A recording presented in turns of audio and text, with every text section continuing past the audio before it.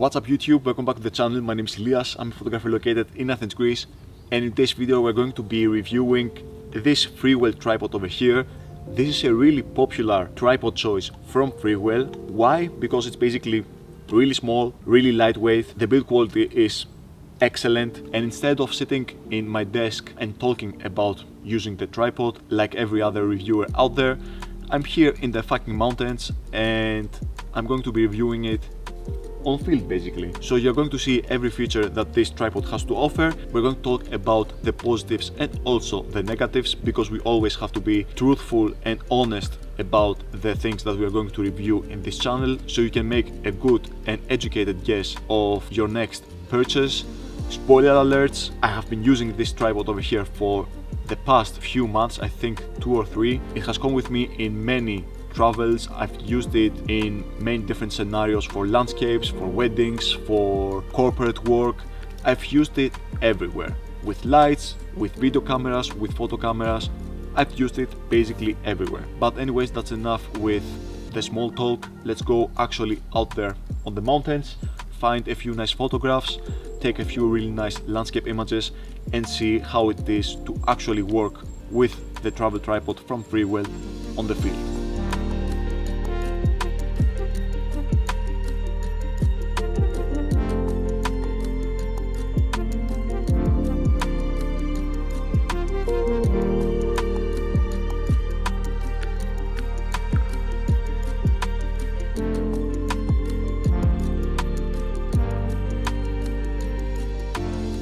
Alright, so I think I found my first composition over here. So behind me I have a really nice bush which is going to act as my foreground element. I'm using an ultra wide lens, the TT Artisan 10mm f2 over here on my Nikon ZFC. So this lens is basically acting like a 15mm in terms of full frame equivalent. And on the background we have other trees which are filling the scenery pretty nicely. The light is really soft right now, so we get a few really nice and soft highlights. The terrain, as you can see over here on the ground, is not the best. Thankfully we are using a really nice tripod, like I said, so I'm going to set up the whole thing over here and talk about its features as we are building the whole setup. So the first really nice feature over here with the tripod is that it expands in height really fast and really easily. So all we have to do is turn this wheel over here on the bottom and do this. In one motion we got the furthest height on the leg of the tripod, and we can do the same thing with all the other legs as well. See, really easy and really fast.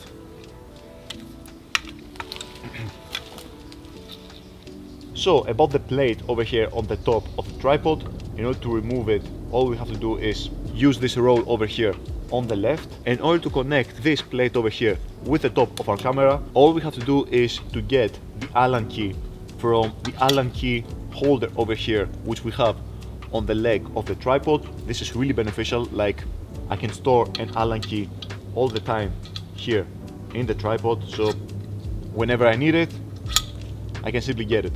So that's fucking great. Usually when I know that I'm going to be using a tripod, I set up the plate before I leave my home, so I don't have to do that on the field.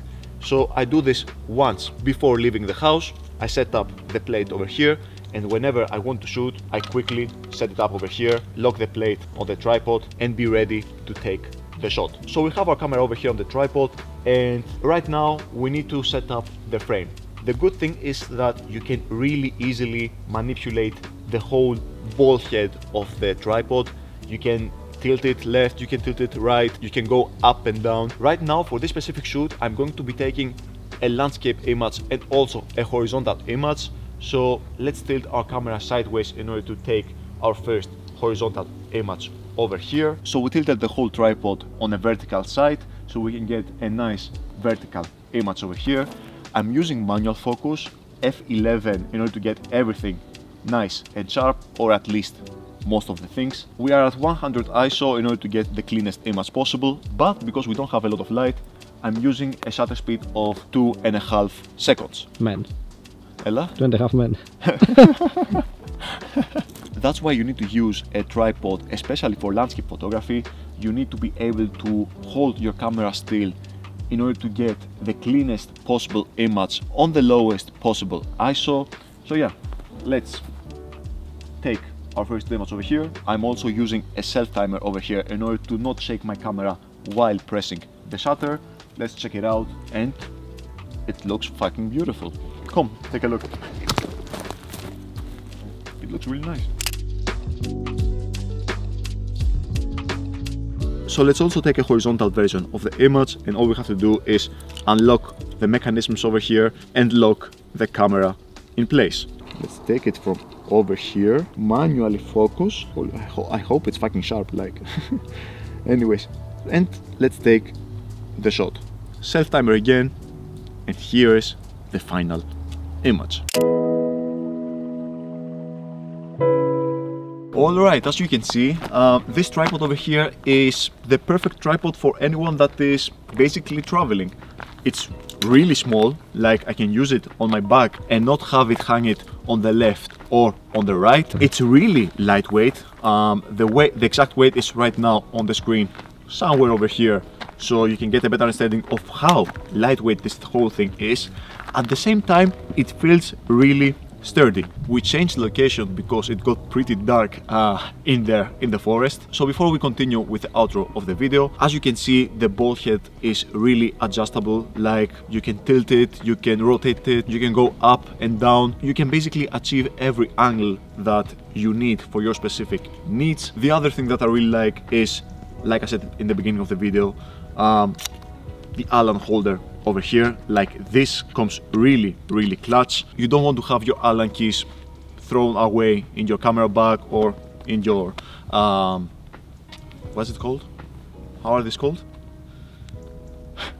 Fuck. What the fuck?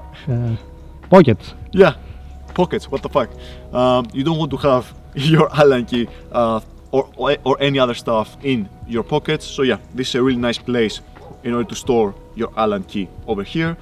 And yeah, overall, you can also use it for vlogging like that. It's so lightweight, which makes it also a really nice travel / vlogging tripod and all that kind of stuff. But every product has a few of its negatives, and we also have to talk about them. The negatives that I have in my mind are negatives, but not exactly.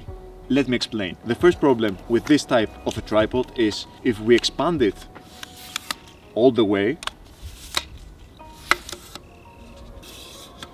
the obvious problem over here is that it's really lightweight, and if it's really windy, this might fall over. The good thing is that you have a holder over here on the tripod, like most tripods have that, and in my case over here, like, I have this backpack. So as you can see, in these situations, if it's really windy, all you have to do is hang something, so you add more weight in your whole system. In my case over here, I just use my camera bag. So yeah, that's the first negative. It's not the best choice if it's really windy. But as you can see, there's a really easy way in order to erase this small negative. And the second and last negative, at least in my opinion, once again, is the fact that even though the plate and the tripod head over here are excellent, the build quality is excellent, you can tilt everything left and right really easily and really fast, the only thing that I don't like is that you need an Allen key or a coin or something like that in order to take it off of your camera. I would love to see something quicker, maybe like a small, I don't know, grip, so I can do that on my own with my hands. Right now I have to use an Allen key. Of course, I'm nitpicking over here, and this is not something to complain about, especially with the Allen holder over here. Like, as you can see, I did that really fast as I was complaining about it.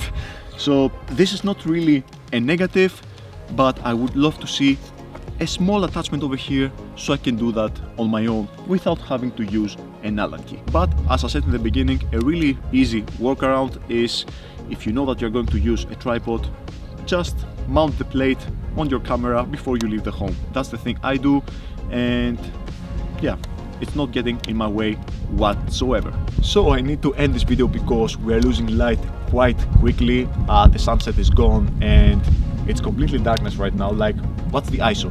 4,000. 4,000 ISO. Anyways, overall, I love this tripod over here. I have a really bulky tripod back home, and the past 2 or 3 months I haven't used it, to be completely honest, because this over here was more than reliable and enough for my needs. As I've said many times in the video, it comes in a really compact size and really compact weight, but the biggest size of this tripod is really big. And the last thing that I want to say that I actually used today in a corporate shoot is the fact that you can also use it as a monopod. So one of the legs over here can be removed from the whole tripod.